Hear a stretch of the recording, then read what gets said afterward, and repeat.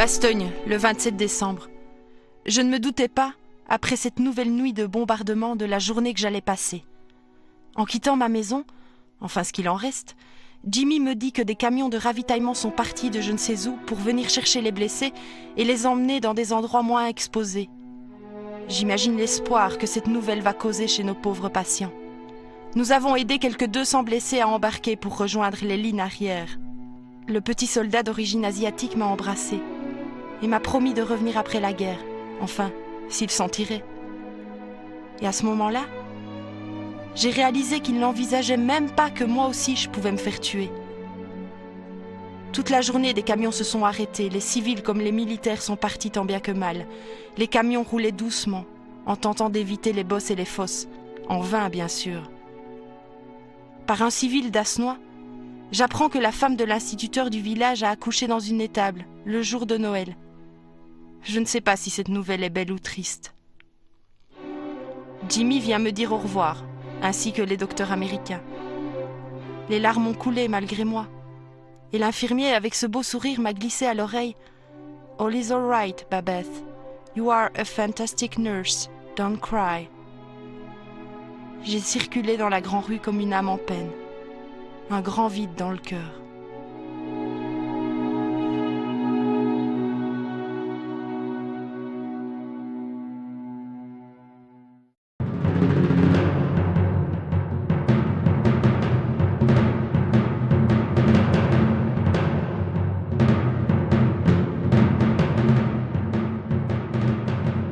Ce 27 décembre, les civils et les soldats américains enfermés à Bastogne respirent un peu après la rupture de l'encerclement survenue la veille. Le 26 décembre, l'armée de Patton arrive par Assenois. Assenois est un petit village, non loin de Bastogne, et non loin de la zone de largage aussi, des parachutes, de vivres, de munitions, etc. Donc, Assenois grouillait d'Allemands. Et il y avait un certain lieutenant Bogas, qui était né en 1911, donc qui était un lieutenant relativement âgé, chef de char, qui malgré qu'il n'a pas reçu d'ordre officiel, parce qu'il a pris donc plusieurs chars, des semi-chenillés, et en tirant à gauche et à droite, ils sont parvenus à passer outre des lignes allemandes et de rejoindre une unité de génie de la 101e, qui eux étaient dans des foxholes et aux alentours du fameux fortin qu'on nomme aujourd'hui Bogas, mais qui est en fait un fortin de Wees, du nom du ministre belge de la Défense de l'époque, et qui a été construit pour l'intégralité du territoire.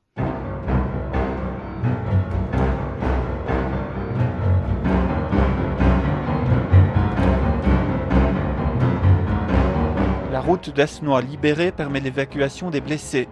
À Île-le-Pré, Madeleine Barthélemy, blessée la veille par un éclat d'obus, est emmenée par Franck Ménard vers Bastogne pour y être soignée. Il a mis sa Jeep juste au-dessus des marches. Hein. Alors il est venu avec l'autre militaire, justement, celui qui avait reçu le choc. Là. Alors ils m'ont pris par les épaules et ils m'ont soulevé les jambes et ils m'ont mis tant bien que mal, comme ça, sur la Jeep. Et c'est à ce moment, ma belle-mère m'a accompagnée. Elle était assise derrière. Et avant de démarrer, on voyait bien que Franck, où il se sentait coupable, où il avait des regrets et il voulait comme s'attirer toutes les faveurs de sa religion dans laquelle il avait quand même été élevé. Et il a fait ce signe de croix là sur son volant. Et encore maintenant, quand on revoit c'est comme une photo qui ne se partira jamais. Hein.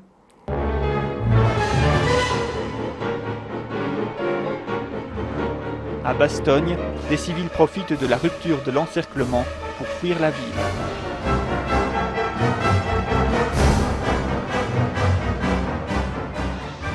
Les personnes qui veulent partir, eh bien, ils peuvent partir à leur risque et péril. Et maman dit, on part. On risque. On ira retrouver mes oncles et mes tantes du côté de Tronc, après le château. Et nous sommes partis. Et là, Vous dire que ça m'a marqué aussi, ça j'ai vu assez bien, on voyait des canons détruits, des chars qui étaient renversés, et tout ce que et des morts. À un moment, la maman disait, ne regardez pas, hein, ne regardez pas, passez droit, ne regardez pas, mais on regardait nous autres. Hein. On a pris la route de Neuchâtel et aussi on est parti.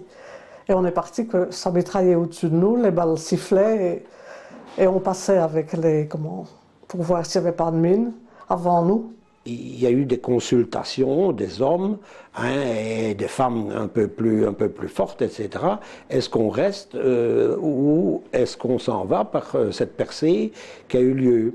Et la décision a été prise de partir, et là je souris encore, parce que comme des commerçants savaient qu'ils allaient être pillés, au lieu de laisser aux gens le plaisir de venir piller, ils ouvraient leurs armoires, ils prenaient les rares marchandises qu'ils avaient encore et ils les distribuaient aux gens qui étaient sur la route. Et ça me frappait parce que je dis, mais bon, qu'est-ce qui lui prend de donner ses affaires comme ça?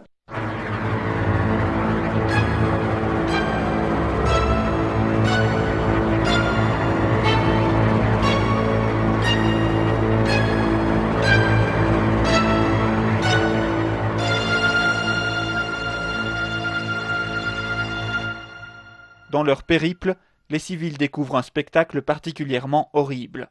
J'ai vu des corps morts, des soldats morts, et je ne me rappelle plus si c'est allemand ou américain, empilés au bord de la route, au-dessus de la route, prêts à être chargés pour être mis de côté.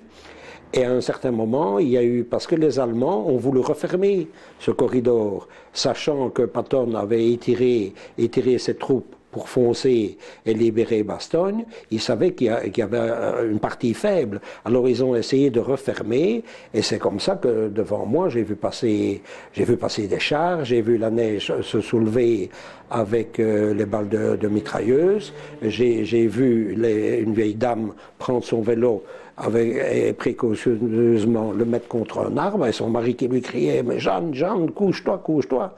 Et moi j'étais couché, mais effectivement avec un soldat qui n'avait plus sa tête.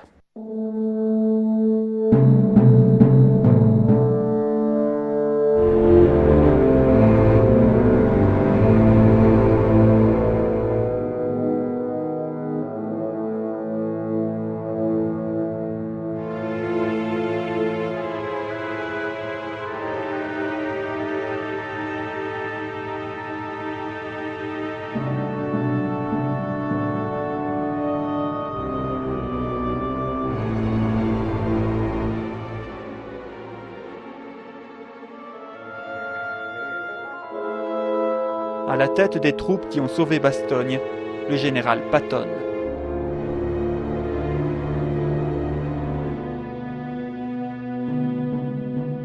C'était un général qui savait ce qu'il voulait. Il ne s'entendait pas avec tout le monde. Il était dur, mais certains vétérans disent qu'il était dur mais juste. Et un fin stratège. Un très fin stratège.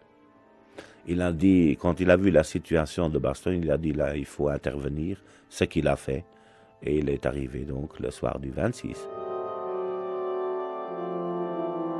Le général Patton débarque au château de Rollet en pleine nuit. Il est arrivé pour décorer Chapuis et Macauliffe. Macauliffe est venu de Bastogne. Il n'avait pas dormi depuis je ne sais pas quand. Et on l'a fourré dans le premier lit qu'on a trouvé, qui était le lit de l'une de nous. Et son chauffeur a dormi dans le corridor ici. Le corridor et le sol, ce sont des dalles de marbre noires et blanches. Eh bien, il a dormi là, avec peut-être une couverture en dessous de lui, mais pas de matelas. Et je l'ai moins 20, dormir sur du marbre, dans un courant d'air, puisque la porte restait ouverte. Il a dormi. Je pense qu'il avait sommeil.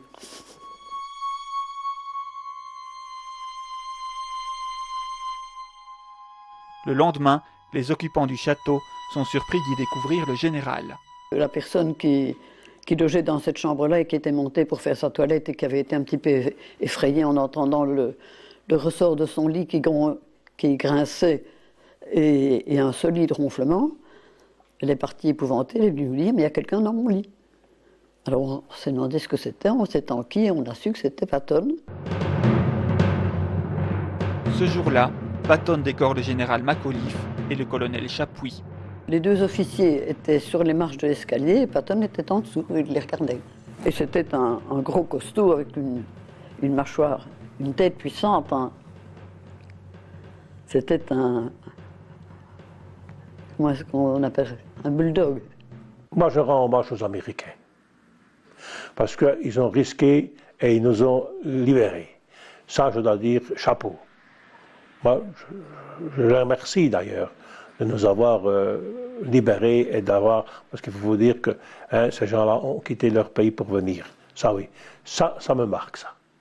Pas tellement l'offensive. Mais c'est ces gens-là. Surtout quand j'ai vu cette patrouille-là qui est partie au front. Moi, j'étais jeune gamin, mais je voyais qu'ils se rassemblaient, que le chef est arrivé, et puis ils sont rassemblés en silence, ils sont partis. Peut-être qu'il y a ceux qui vivent encore et d'autres qui ne sont jamais revenus. Ça m'a marqué, ça, oui. Un grand sentiment de reconnaissance.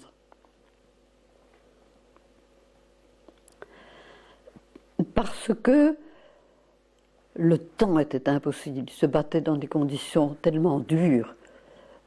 S'ils se faisaient blesser, ils étaient soignés dans des conditions tellement dures. Ils vivaient dans des caves. S'ils avaient une cave, tant mieux. Mais je me rappelle un Américain que j'ai croisé à la sortie d'une cérémonie à Bastogne. J'avais parlé avec lui et il m'avait dit « It was not nice ». Ça n'était pas agréable. Il dormait dans des foxholes et avec la neige.